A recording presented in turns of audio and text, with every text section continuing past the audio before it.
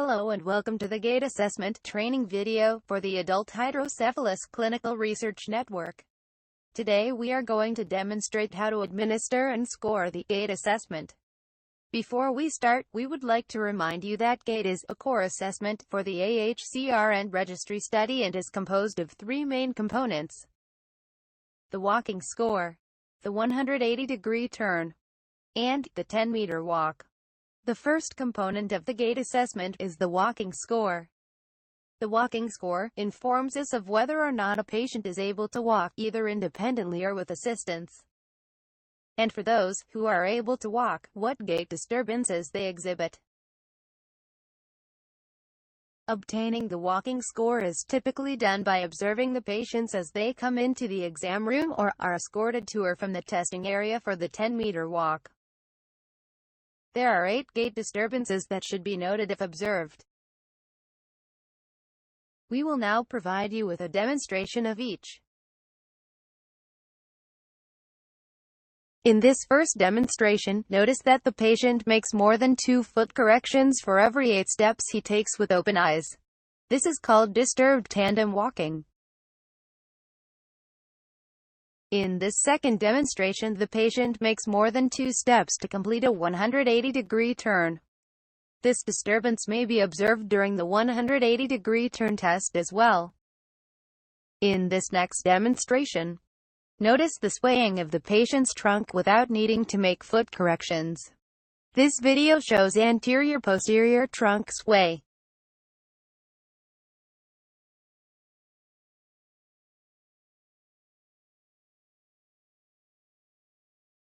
This video shows unilateral trunk sway.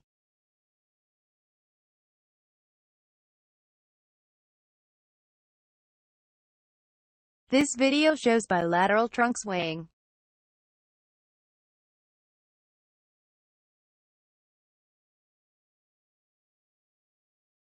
Next, a wide-based stride is being demonstrated.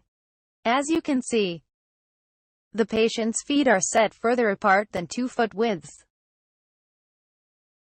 This is a demonstration of small steps. Each step the patient takes is less than 1 foot in length. Next, reduced foot floor clearance occurs when a patient's foot touches the ground as it moves forward when taking a step. The patient may slide their foot along the ground rather than lifting it, as is shown in this video.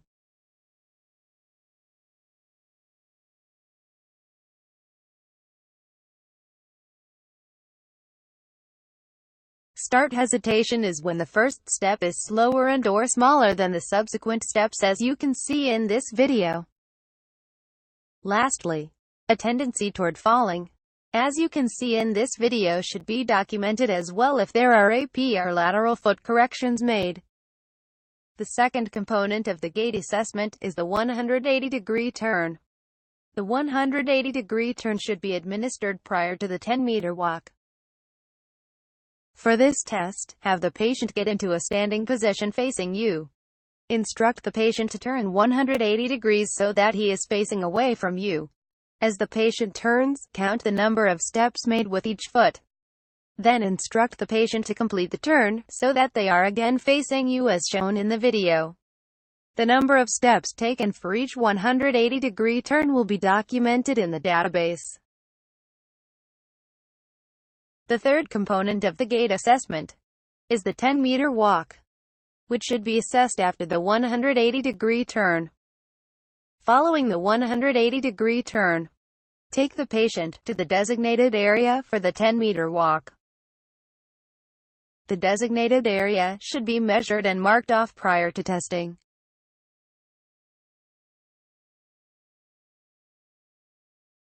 A stopwatch that tracks time in minutes and seconds will be needed.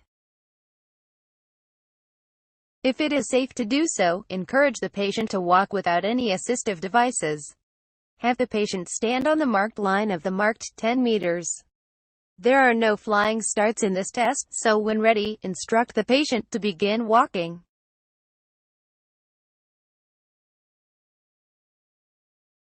Record both the number of steps taken by each foot as well as the amount of time it takes to complete the 10 meters.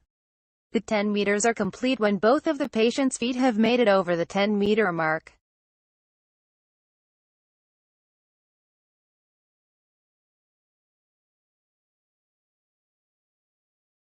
Instruct the patient to turn around and stand on the marked line. When ready, instruct them to begin walking. Again, record both the number of steps taken by each foot as well as the amount of time it takes to complete the 10 meters. Both trials will be documented in the database. Please note that this video is a training tool to demonstrate the administration and scoring of the Gait assessment. However, this information can also be found in several other locations. The paper case report forms as well as the manual of operations found in AHCRN outline the Gait assessment administration and scoring instructions and should be considered the primary reference. In addition to these resources, the Data Coordinating Center has provided a laminated instruction card that we suggest you hang in your clinics as a quick reference for those administering the test.